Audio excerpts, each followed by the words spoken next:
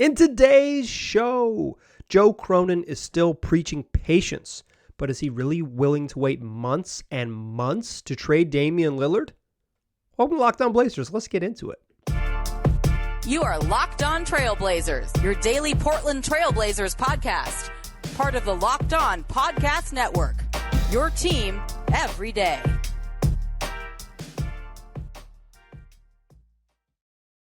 What up, world? It's your past first point guard and Trailblazers reporter, Mike Richmond. You are listening to another episode of Locked On Blazers, part of the Locked On Podcast Network, available wherever you get podcasts and also on YouTube. Thanks for making this show your first listen. It's coming at you Monday through Friday, every single weekday, so make it a part of your daily routine. Make it your first listen. Tell your friends to do the same. It's Locked On Blazers, your team every day. In today's show, Joe Cronin spoke to the media at Summer League today in two separate press conferences because Joe Cronin's a good dude. He spoke first at length for about 15 minutes about the Damian Lillard trade saga and all of the things that go into it. And then afterwards, they had a formal introduction of Matisse Thybulle resigns, Jeremy Grant resigns. Here's what we're going to do in the future. And I think what came of those two speaking engagements, but press conferences, I think is the right word to describe a press conference, are themes. The theme of like, how did the path lead here? Like, how do we end up here where franchise icon has requested a trade? Patience, which has been the theme for Cronin, both publicly and sort of as described via Adrian Wojnarowski, who kind of laid out the Blazers' plan on ESPN. Like, I don't know if that's privately or just like through the media. Patience. It's been absolutely the word from Cronin. It continues to be that. And then kind of the last theme was a resolution. And in some ways, like whether the Blazers owe it to Dame to send him to the place he wants to go, with the understanding that he only wants to go one place, and it's to play for the Miami Heat next season. So let's run through the themes and kind of figure out, through Cronin's own words, figure out how we got here and where we're going. First, Joe Cronin said that building around Damian Lillard has always been the goal all the way through the draft, even on draft night. I don't know if I really believe that. He was asked kind of that if he'd been preaching since he took over, build around Dame, what changed? And he went on a long-winded answer about how on draft night, the first year they had the 7th pick and the deals weren't really there on draft night for him. They thought Shaedon Sharpe would be more valuable than who they trade for. Same thing when they had the 3rd overall pick. They thought Scoot Henderson would be more valuable who they trade for, and they got to do right by the organization. And frankly, that's totally like correct, right? Cronin's job, to some extent, I think, is to is not just to make Damian Lillard happy. I mean, you could argue he was the franchise when Joe Cronin took over the job, but it's to sort of build for the larger holistic health of the organization. I think he's done a pretty good job of that. As much as maybe this situation is messy and ugly, and Cronin certainly deserves blame for how we got to the messy and ugly portion of the program. I don't know if it's ugly. It's messy. I don't think it's that ugly, actually. I'm gonna remove the word ugly. Please redact that from earlier in the podcast. But it's messy. It's a little messy because we're talking about this at Summer League and not about the future of the Blazers. But Cronin has a hand in how messy it's been, but I think for the most part, he's done a good job of building to what's next. It's just his words haven't lined up with what he's been doing. He said, we're all in and make all these trades and make these moves and build around Dame. But he's not been taking those actions. His actions haven't backed up those words. And he continued in this sort of long-winded explanation. He said, so it wasn't necessarily intentional. It was just doing what's best for this team, and we kept doing that. And I could see why Dame would look at it and say, well, this isn't a win-now opportunity or this isn't as much of a win-now opportunity as some other places. So from that regard, I mean, I understand his position, and I respect it, and it makes sense to me why he would go look elsewhere. It's pretty honest from Cronin. I think sometimes, often in Cronin's public pressers, where he has run up against this dude is lying is sort of this, hey, we want to win stuff. But in terms of the way he feels and treats people, I don't think he BS's in that regard. And saying that he understands why Dame would be frustrated with the moves he made is a pretty pretty reasonable and honest take, and I don't know that you typically hear executives give that type of nuanced thought. Credit to him for that. In general, I don't think Joe Cronin has a strong record of backing up of his actions backing up his words. But in this case, this is like a legitimately thoughtful response. Much later in the presser, maybe 10 minutes later in the press conference, he was asked if he felt like he failed Dame or he let him down. And he gave another thoughtful response. But I think baked into that is something that I think really kind of goes into the how we got here, which is what I want to touch on, which is kind of the theme of this first segment. Joe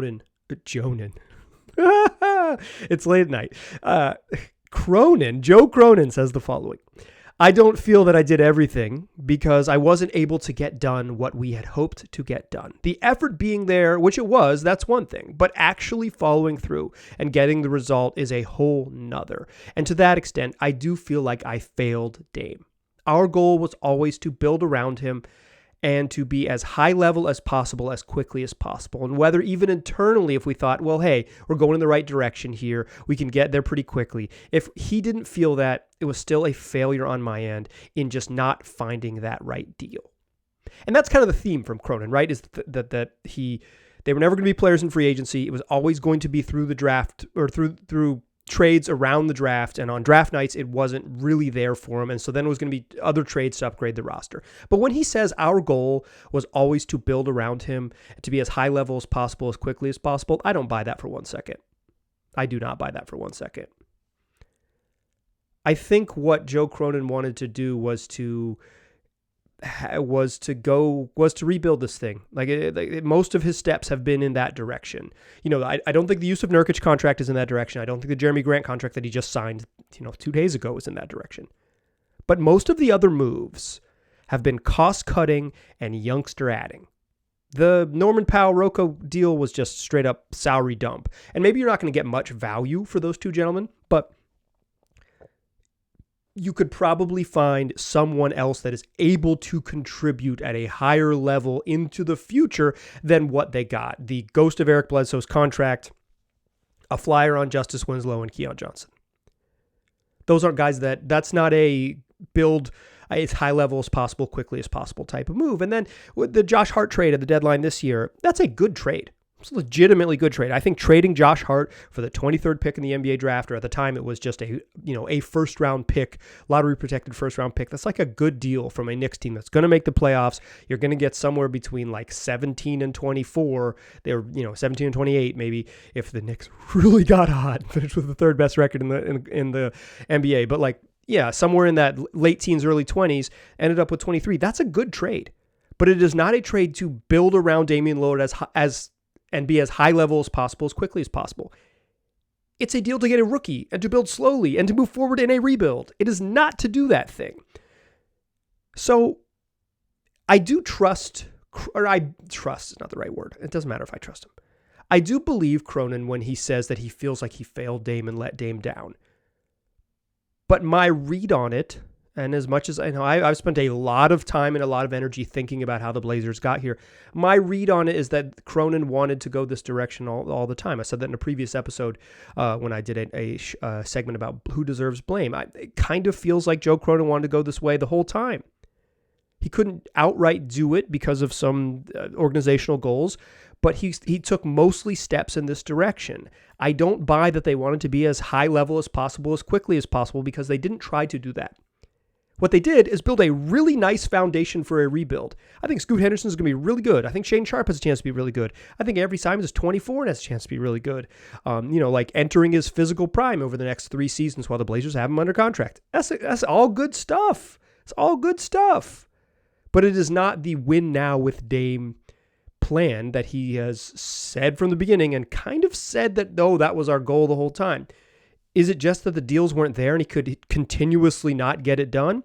I don't really buy that. I do buy on draft night, it wasn't worth trading the picks once you got into the conversations about what the picks were going to get you back. But the moves, all of the other sort of ancillary moves, basically other than trading for Jeremy Grant, are moves to get younger. They're moves to get younger. And that might be the right thing. That's legitimately is probably the correct path for Joe Cronin to take. I've been saying a bunch in this show that he had to choose a path. Joe Cronin did choose a path. And now, Joe, choose that path and say it with your chest. You know what you did. You did a good job at it. Just go ahead and walk that path. But he doesn't want to do it because he wants to get fair return for trading Damian Lillard, because if you trade away a franchise icon and get peanuts, you're going to be remembered as the dude who got peanuts. So Joe Cronin is preaching patience as I hit my plosives here. Patience is the word from Joe Cronin. Patience, patience, patience. Let's talk about what that looks like in the second segment. But before we do that, I want to tell you that this show is brought to you by Ibotta. Look, you're going to buy stuff this summer. That's how this works. You're going to buy things. So why not get a little bit back for all the stuff you're going to buy while using Ibotta? Because Ibotta gives you cash back on hundreds of grocery items, from produce to personal care to pantry goods. So you can make sure you're beating inflation no matter what you're purchasing. Either link your loyalty account or upload your receipt after you shop and get your cash back. It's that easy. The average Ibotta user earns $120 per year. That could cover the cost of an entire grocery trip. You could use that cash back to upgrade a flight. You could use that cash back to buy tickets to the game you want to go to. You could take yourself out to a fancy dinner. Other apps are going to give you points that just don't amount to much. But with Ibotta, you get real cash back that you can cash out to your bank account or send it to your PayPal account, or even just get a gift card if that's the way you want to do it. You can earn cash back at hundreds of online brand retailers too. So why not check out Ibotta and go to places like Lowe's and Macy's and Sephora and Best Buy and more. Right now, Ibotta is offering my listeners $5 just for trying Ibotta and using the code LOCKED when you register. Go to the App Store or Google Play, download the free Ibotta app and use that code LOCKED. That's Ibotta, I-B-O-T-T-A, in the Google Play or App Store, and use that code LOCKED. All right. Joe Cronin has been talking about patience and getting this right from the moment on July 2nd when Damian Lillard said, trade me. And then it became clear that trade me meant trade me to the Miami Heat.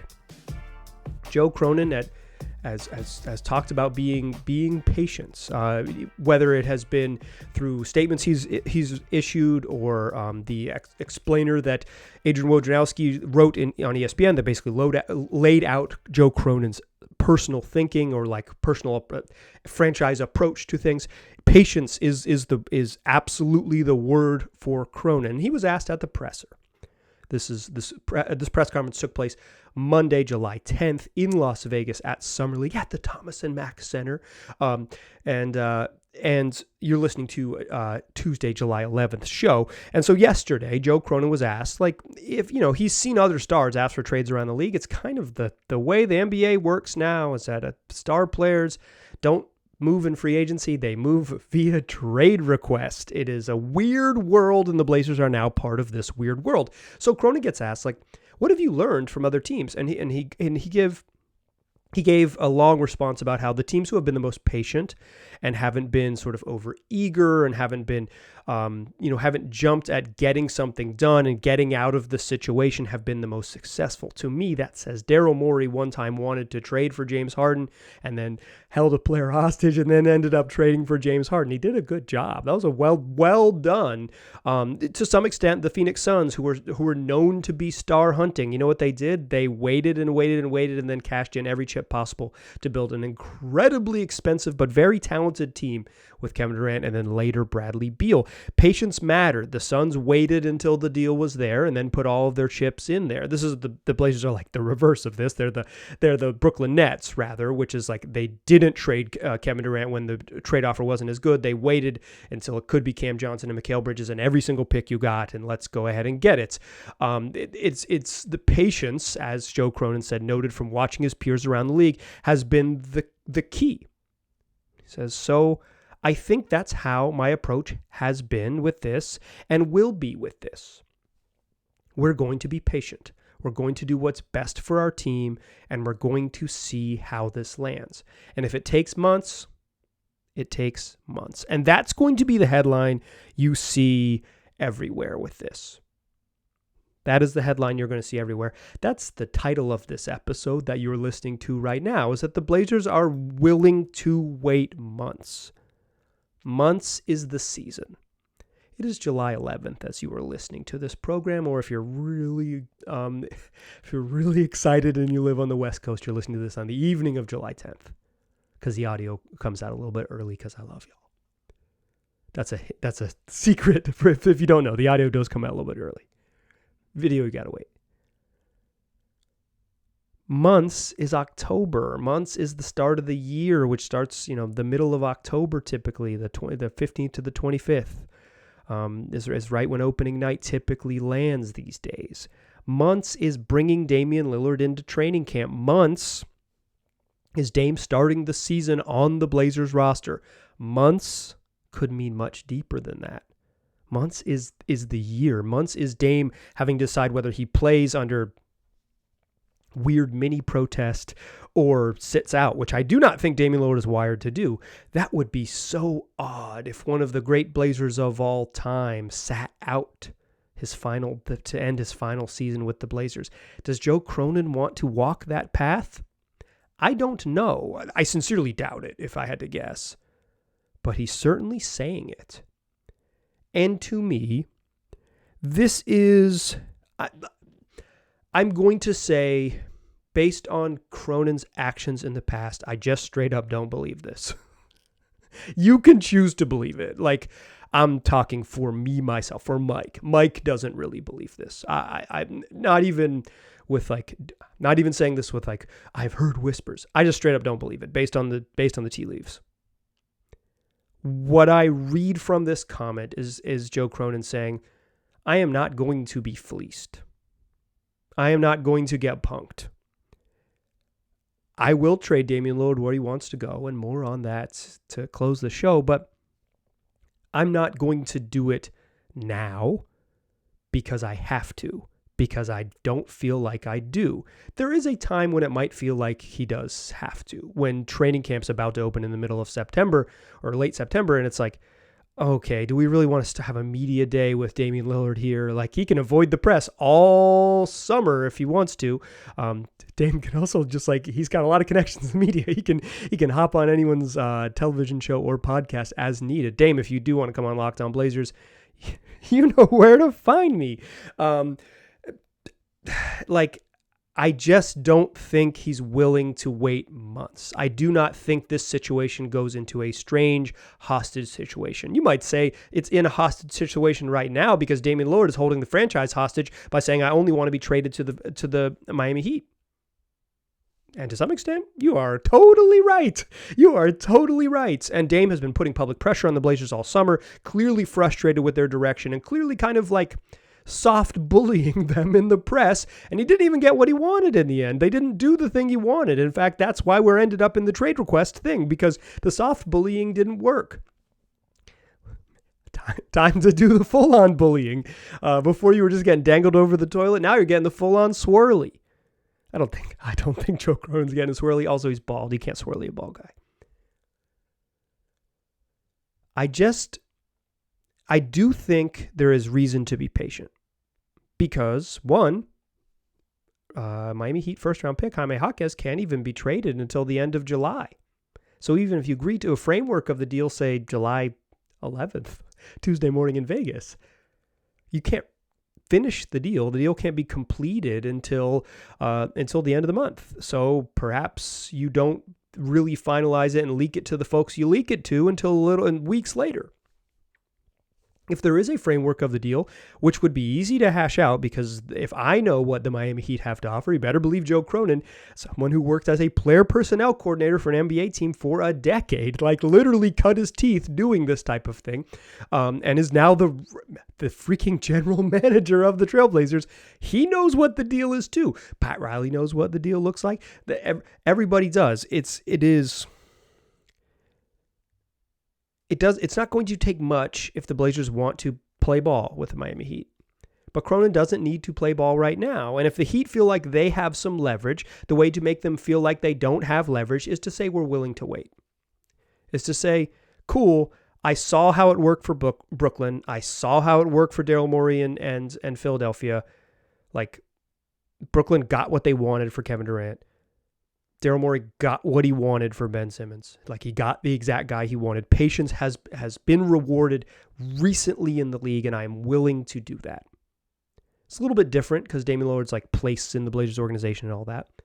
But Cronin said a bunch of times that, he wants Dame on the roster and wants him to be here. Even this year, wants him to be here. He was asked about it, and he said, like, he wouldn't rule out Dame returning because the league moves quickly. And I think there is a world in which the Kevin Durant scenario happens.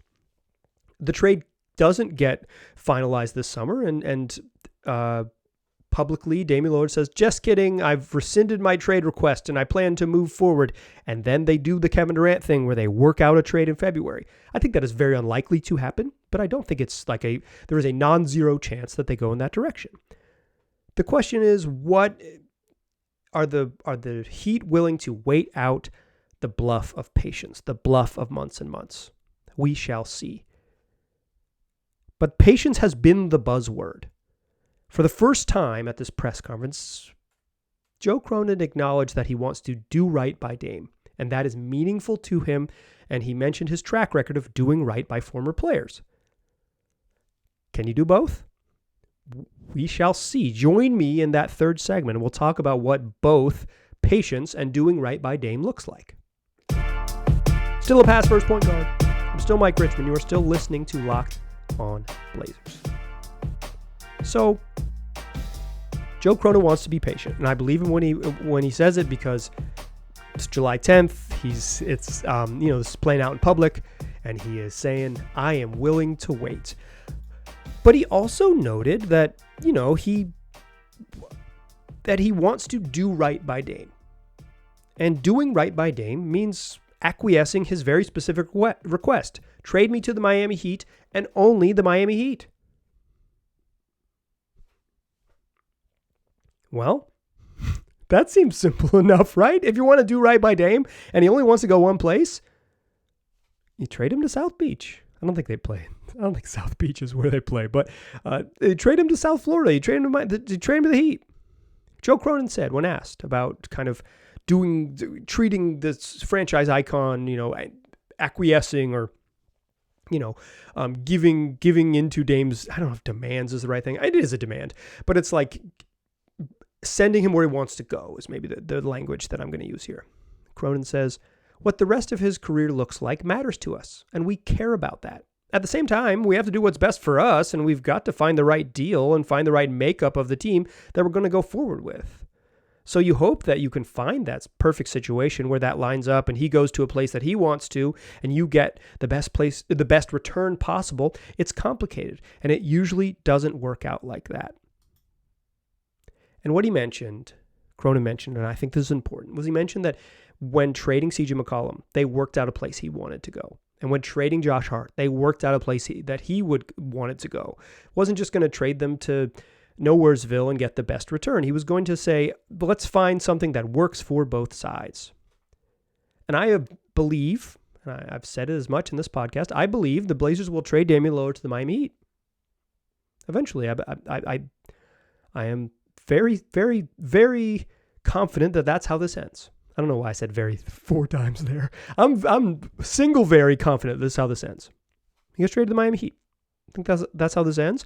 I think Joe Cronin's saying that's how it ends. He also mentioned in that same response that it is hard to fulfill the wishes of someone who wants to be traded when there's only one destination.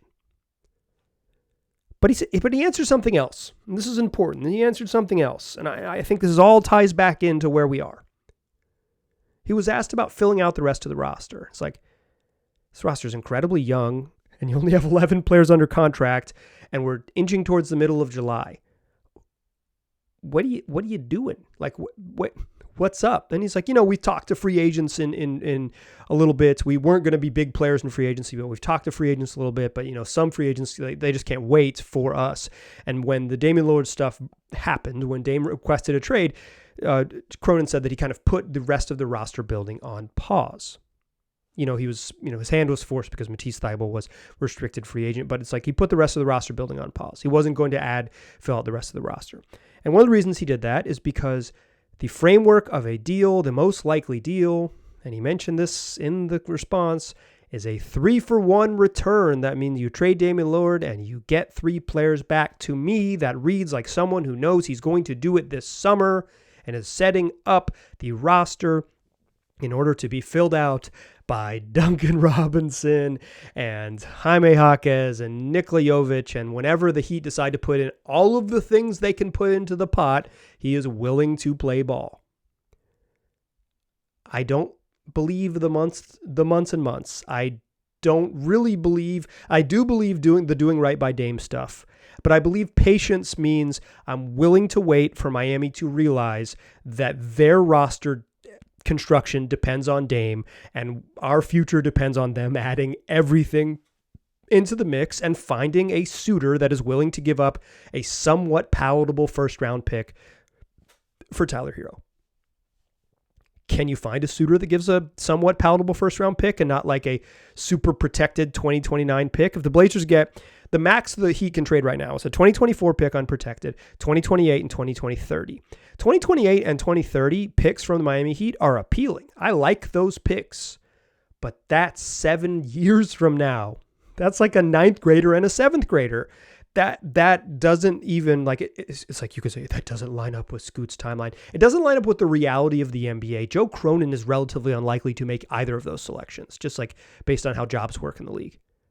I will not be hosting this podcast when the 2028 draft rolls around. If I am, go ahead and shoot me this one, July 11th, 2023, that episode. Go ahead and shoot me that one.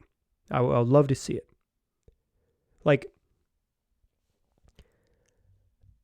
those picks are appealing because Jimmy Butler's 33 and Damian Lillard's 33 and Pat Riley's going to have to retire at some point. And like the Heat, while they've mostly been very good during their entire existence, it's not like they haven't, even under Spo, they've missed the playoffs a handful of times recently, 3 times recently. Like, it happens. They have years when they're in the lottery. And like, if you get the 11th pick in the draft, that's a good trade, right? Like at some point. But 11th pick in the draft in 2030 is not particularly appealing. 2024 pick from the Heat's going to stink. That's going to be the 26th pick in the draft, like 25th pick in the draft, whatever it is. It's going to be deep. That's not particularly appealing. So this all depends on finding Adrian Wojnarowski has reported that there have been executives that saying they're willing to give up a first round pick and potentially more for Tyler Hero. And that's the crux of this whole summer. If they're willing to do that, the Blazers can get this done in 48 hours whenever they choose to do so. And the Miami Heat can do the same if they're willing to give up, if they're willing to give up what all of the things they can give up, which is the picks and the swaps and all of that, right? If they play ball, I'm sure the Blazers will. This just in some ways a game of chicken. Who is going to end up more desperate? Cronin knows that he doesn't have to do it because his team's not going to be very good anyways, and they don't want to be very good anyways. They want to be young. He has a little more leverage to be bad. But does he have leverage to bring Dame into camp? Is he really willing to wait months and months? I don't think Dame would sit out, but I do think it would be really awkward, particularly the first little bits. And also, I've mentioned this before, it just stymies the development of the youngsters. Like, what if you're going to build forward with Scoot and Shaedon Sharpe, why limit their minutes? If Dame's there, he's going to play 30-some minutes a night. Like, even if you say, okay, you're not going to play 36, he's going to play 31. Like, if he's there, he's going to play. That's how it works. I don't imagine a Anthony Davis scenario where he plays like once a week or whatever it is. I just can't imagine that that's how that goes. So if Cronin wants to be patient, being patient is waiting for Miami, waiting for them to find the deal that works. But if he wants to do right by Dame, there's one thing that Dame wants him to do. And if that matters, and if Joe Cronin mentioned that matters to him and it matters to the organization, maybe you can find a world in which Dame is okay with going to Philly and in some sort of monster deal, the Blazers and James Harden get involved in the James Harden deal. James Harden goes to the Clippers where he wants to go. Dame goes to Philly. Tyrese Maxey goes to a third team, and the Blazers get back a whole bunch of assets from everybody involved. Hey, give us all your stuff because we're the team just getting stuff. Joe Cronin mentioned that a trade for Damian Lillard, like the sort of the framework of a good trade, would be a win now player in picks, a couple young players in picks, or just picks. That sounds like someone who just wants the best return. He will not be bullied by the Heat to get 2 of their deep first round picks and Kyle Lowry's expiring contract. He doesn't want to do it. He wants to be patient until the Heat push all their chips in. That is my 100% read on this. If he wants to do right by Dame and he wants to be patient, you are waiting for the Heat to do what they can do, which is put their biggest offer forward. And once they do that,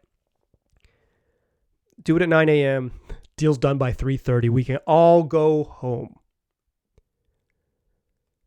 I commend Joe Cronin for addressing this publicly. He did not need to do this. But the moment he had already acknowledged that Damian Lillard made a trade request with a couple public comments, he wasn't going to be able to avoid it. And I commend him for saying, okay, let's do 15 minutes on Dame. Let's talk about this with nobody in the room. I'll answer whatever you want to answer. But to me, he revealed the plan and the resolution. He's going to be patient until it's there, and the resolution he's going to do right by Dame. I'm wrong about stuff all the time. I'll be happy to be wrong about this. You know where to find me. Wherever you get podcasts and also on YouTube. Tell your friends about the show. Come back tomorrow. We'll do more of them. We do them every day of the week, every weekday, Monday through Friday. Tell your friends about the program. I appreciate you listening. Talk to you soon.